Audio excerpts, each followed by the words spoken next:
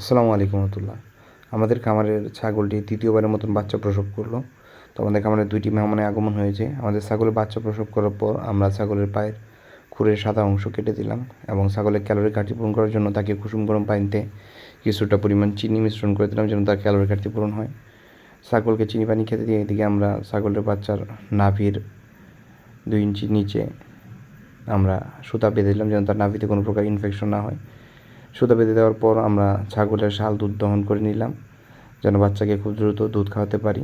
দুধ দহন করা হয়ে গেলে আমরা বাচ্চাটাকে ভালোভাবে পরিষ্কার করে নিয়ে তাকে যত্নের সহিত আমরা চামচ দিয়ে শাল দুধ খাওয়িয়ে দিলাম। প্রথমে আমাদের যে বাচ্চাটি হয়েছে সে বাচ্চাটি তার মায়ের মতন হয়েছে এবং যে দ্বিতীয় বাচ্চাটি হয়েছে সেটি তার বাবার মতন হয়েছে। আমাদের 2টি বাচ্চাই মেয়ে বাচ্চা হয়েছে। তো আমরা শাল দুধ খাওয়ানোর পর বাচ্চাগুলোকে ছেড়ে দিলাম এবং তারা নিজে থেকেই মার দুধ খাচ্ছিল এবং আমরা শাল দুধ খাওয়ানোর পরে ছাগলের বাচ্চাগুলো আমরা ওজন করে নিলাম।